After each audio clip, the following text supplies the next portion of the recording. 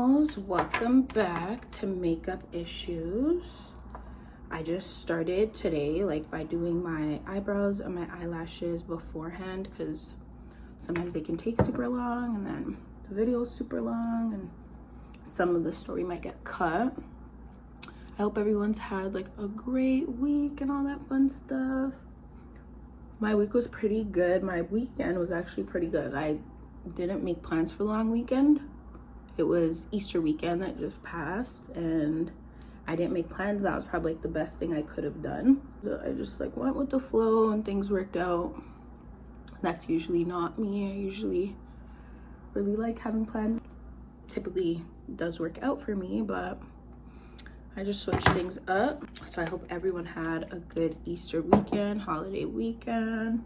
This episode of Makeup Issues, I'm pretty much just gonna talk a lot about that common conversation that people have about the system, disliking the system, whether or not the system is for us, meaning Black people or people of color, things that we would want to change, and so on and so forth. But this story hopefully sparks a little bit of inspiration. I'm always telling you guys about either my struggles or my triumphs. Sometimes, often, stories end up being both. So I'm going to talk about a little story. Over 10 years ago, I was in high school. I had this teacher. Obviously, she's not a person of color. She was a ginger, red hair, blue eyes, everything. Great teacher, really heartfelt. I remember some key things about her. She was hypersensitive and super emotional and had both emotional sensitivity and then also physical sensitivity, bad allergies, all that kind of stuff. Hypersensitive skin, whatever. So I guess in some capacities, some people would say, okay, yeah, she's pretty weird. I loved her to pieces. She was a great teacher.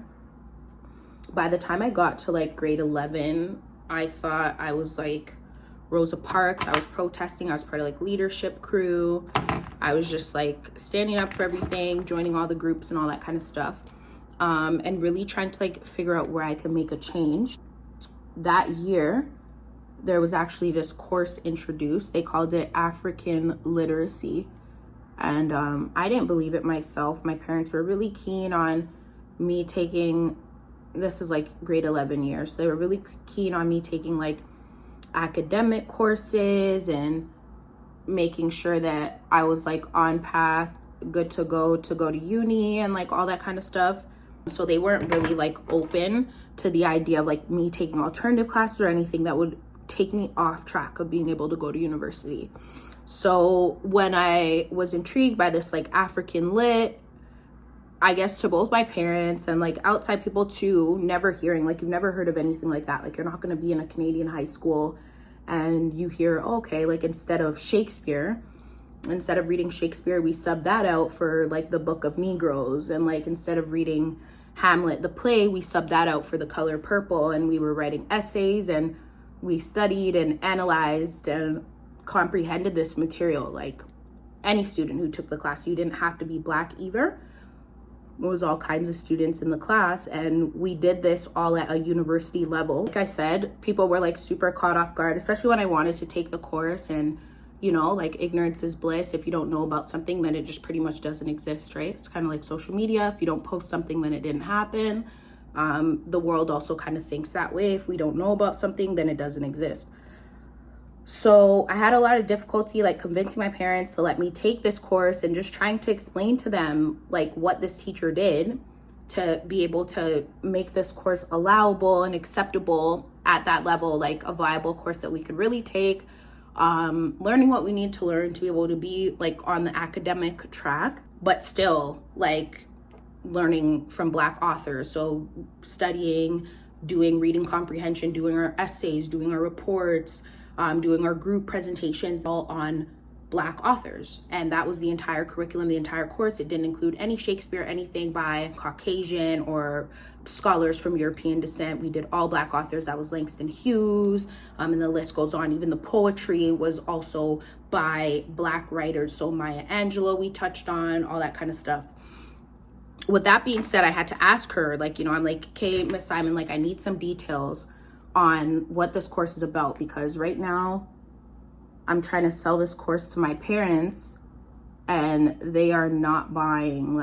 they're just kind of like, they want me on the university track, like it's cool and everything that you did that, but they're not open to it because they feel like it puts like my chances of being able to get into university at risk. So she's like, no, nothing like that. Like, you know, it's compliant with the curriculum. And obviously, like, I'm 16. I have no idea what some of this stuff means. I'm like, all right, like, does that mean it follows the rules? Or so she sits me down and she explains something to me. And this stuck with me for the rest of my life. It kind of became like an embedded part of who I am. And she says, you know, a lot of people kind of like assume that the system is just like set in a certain way because we follow things being done a certain way for such a long time. So the average person just kind of assumes that things just are the way they are and like pretty much accepts it, you know? And she's just telling me, she said, you know, her curiosity caused her to challenge the bounds, and she did exactly that. And, you know, she did her reading and her research, and she looked through like the curriculum and just what mandates, and tried to find the seed of like who kind of makes this decision. Like who decided that in order to go to university, like all these kids have to specifically read Shakespeare. And from that inquiry and that curiosity, she found out that it's actually just the curriculum that is specific and not really the reading material in itself. And with that being said, as long as she's teaching or whatever she is teaching encompasses like the core principles of the curriculum, whatever the learning objectives are for the students, as long as the curriculum covers that, then there really is no mandate to the reading material. And that what has really just happened over the years, out of laziness, educators who have come before, and I'm sure some educators have made differences in different ways, but out of laziness, educators who preceded her never inquired, right? So I had tons of Black teachers who complained and stuff like that. We just read Shakespeare, you guys don't get anything else, so on and so forth. And with little to no power, I guess some would call it white privilege. Like, I definitely want to hear the comments and everyone's opinions and that kind of stuff, but with little to no power, another teacher who was passionate about the subject was kind of able to come in and find a loophole and actually make a real change. And it just really stood out to me, especially because she wasn't Black. So it's just kind of like, wow, you know, this issue or this lack of representation or this disparity wasn't directly affecting her. However, she still like saw a problem in the school system or saw a problem for her students and took it into her own hands to fix that. And I feel like as I just continue to educate myself and I'm just constantly learning, growing and that kind of stuff, and as I see like both sides of the system and blue collar, white collar, like both sides of the world and all that type of stuff, I don't know, and you know, you guys let me know what your opinions are in the comments. I just feel like we've got just a lot of complainers in the world or in our community, just expecting everyone to like hop on a bandwagon, all the time. Of like, hate the system, hate the community, it's not for us, it's for them, whatever that means, like type of thing. But then we're kind of short of leaders, right? And it's kind of like, it's almost like when you're a little kid and someone keeps telling you, oh, don't do this, don't do this, don't do this. It's like, okay, yeah, that's cool. That's half the battle. But eventually you're going to have to attack the why, right? Because curiosity killed the cat, but the cat had 9 lives. And that's what I always say. You definitely, you know, want to get into the why, the nitty gritty of things. And I definitely think our community lacks leaders in that sense. No one has an explanation as to why she really did that for the community, or maybe she's just a kind-hearted woman and we don't need an explanation. But I guess my question in that and my whole life and what kind of drove me was just like the why it isn't us for ourselves. Hopefully, don't attack me, but hopefully someone could get that for me, you know, the why. And I know that everyone's not in a position to pull all the strings, and however, the people who are still seem to not. And then it also doesn't seem like we're really motivated to put ourselves in positions where we can make change. I've always kind of said, you know, if you have issues with the school system, like get into teaching, get into the school board. If you have issues with politics and you're serious about it, get into politics. If you have issues with finance and the way that money's being spent or disparities like around poverty, all that type of stuff, then you got to get into finance. You got to get on Wall Street. You can tell me, you know, I know the world and everybody has like different perceptions of how things are accomplished and how things are done. But I kind of feel like we live like a selfish existence and then expect things to be like beneficial for us as well.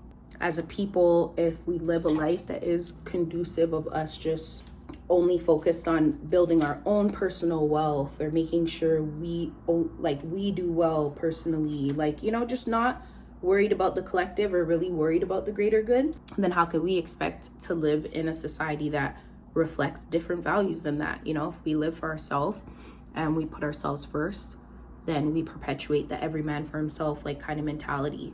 And then I feel like, how do we get mad at a society that also perpetuates that? It's one of my biggest wonders is why, like, in our community, in our communities,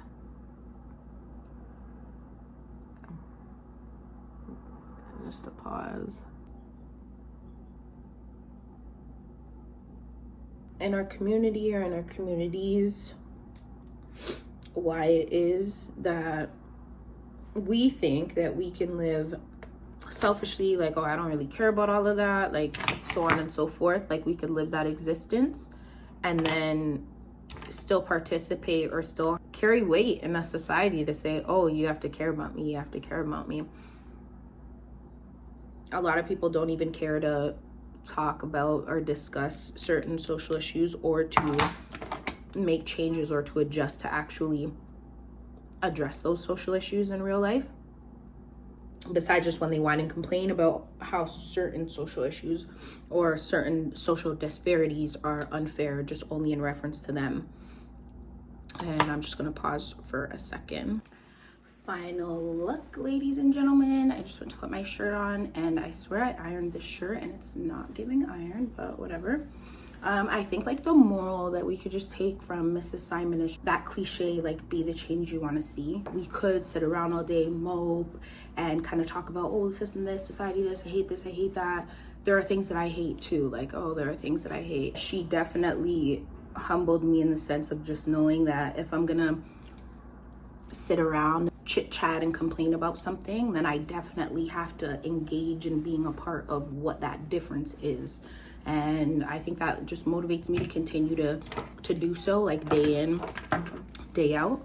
And also too, like, it allows me to see the capacity that is within our community. Oh, my blue eyeliner's a little broken, so I'll go with a bottom mascara instead. Because I look at people like, I could go all the way back. I'm talking like grades 1 to 5 that were dreaming, you know, innocent kids that were dreaming about being lawyers, doctors, teachers, and life and environment and circumstance removed or put a hindrance in the midst of those opportunities and possibilities. Life has a way of making you want to put your dreams on the back burner. The women don't want to get married anymore because of the men, and the men just want to be selfish and only worry about success because F a system that doesn't care about anyone. And life will really do that to you. Miss Simon's story and me getting to experience her in my life in that way just allowed me to kind of have that extra bit of hope and that extra bit of motivation to just have a deeper locus of control, an inner locus of control.